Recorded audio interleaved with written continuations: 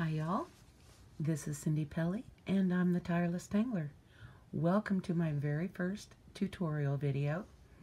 Today we're going to do a tutorial on using Inktense pencils as a bottom layer for Zen gems or doodle gems, as you will.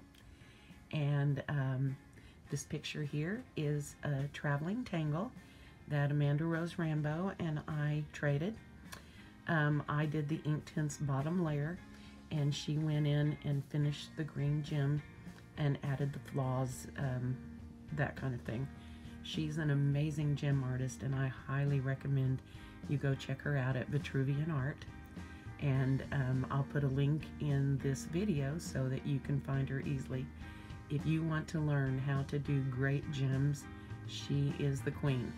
So with that said, this coloring sheet that we're using today for the demonstration is also done by Amanda. This is a freebie that we have in our Facebook group, and I asked her if it would be okay for me to use it in this tutorial. And of course she said yes, because she's awesome. All right, so the very first gem we're going to do is sort of my signature gem, and that is green. And we're going to use, start with the Inktense pencils. The first one we're going to use is a Sherbet Lemon. It is an awesome gem starter because when you activate it with water, it becomes an amazing bright color. And so I will tell you now, I do not use the best colored pencil technique when I lay down these Inktense colors. Mostly because it's not necessary. You really just need a nice even layer of the color down, because once you add the water, all of the colors will swish together, and it won't matter if you've got a line here or there, it'll all go away. One of the benefits of using Inktense as a bottom layer is that you have more tooth in the paper. When I say the tooth of the paper, that is this rough part right here that grabs your pen or pencil and helps you to lay down your color. Basically, it grabs the pigment and leaves it on the sheet. When you use Inktense like that, first when you activate it with water, it leaves a rough surface. And so the great thing about that is that it grabs onto, when you put your regular colored pencils, Prismacolors, Polychromos, Crayola, whatever you're using, it allows those to layer even further than it would if you were using all pencil, all regular pencil.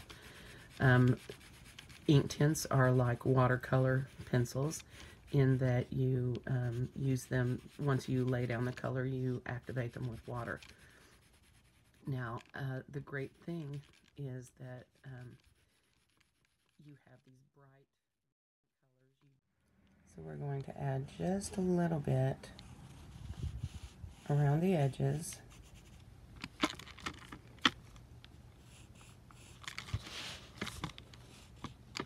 Well, I was a little further over the edge than I had hoped. This is just for depth, and the bluish green in this will really pop out once we add the water. Okay, let's activate it and see what it looks like. I do highly recommend getting, let me change this a little bit, getting an aqua brush. This one happens to be by Derwent, but I have several brands. These are awesome. If I can get it off. The cap unscrews, and you have this little water reservoir, and you fill it with water, of course. And then again, depending on which kind you get, you will get a variety of tips, different sizes. And the reason I love using these for Inktense gems is because I'm not a very good painter, and it's harder to get oversaturated with water and lose control of things when you use these. So you're going to want a paper towel because the color does stick to your brush. You're going to want to get a little water started on your brush. It's slightly damp, and then you're going to start at this area right below your highlight, and look how beautiful that goes on. It's like a whole new world of color has opened up. And then when you draw in a little lower down, you see your apple green coming in. And then the further you go, God, I love that mallard green and the hooker's green together. Are just so gorgeous. Okay, one of the things I like to do when I'm activating these is grab some of the darker colors up on the bottom and draw them up into the mid-range area on the gem. The reason I like to do that is because it gives the bottom layer a lot more interest when you add your regular pencils over it. Now this one didn't have a whole lot of dark to share.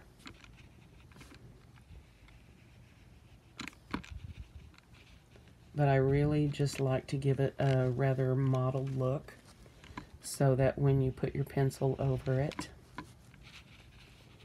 it makes it very interesting and I think more realistic.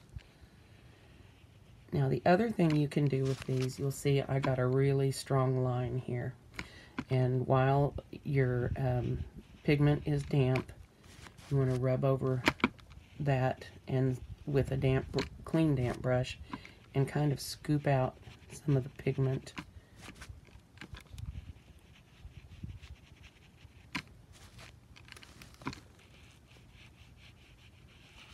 So that you don't have those strong lines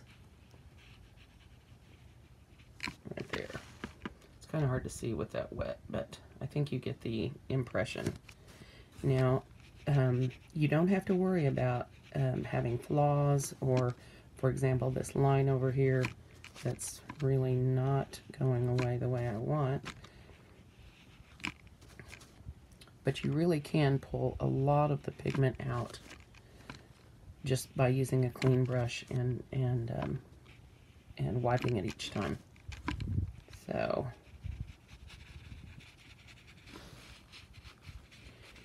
now what you have here is a nice rough background for your colored pencil. All right, let's get this one dry.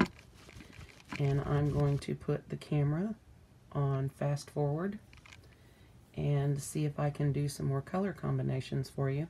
And I will list the colors that I'm using in the video so that you know what I'm doing. So I'll see you at the other side.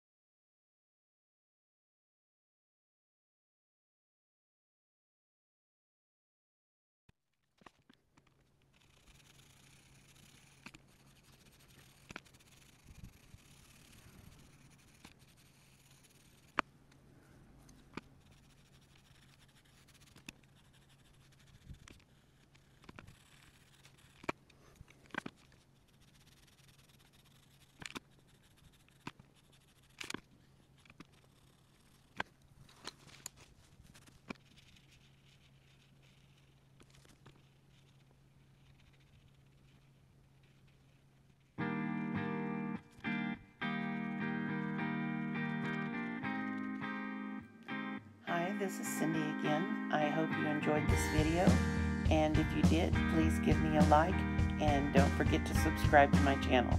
I'll see you the next time.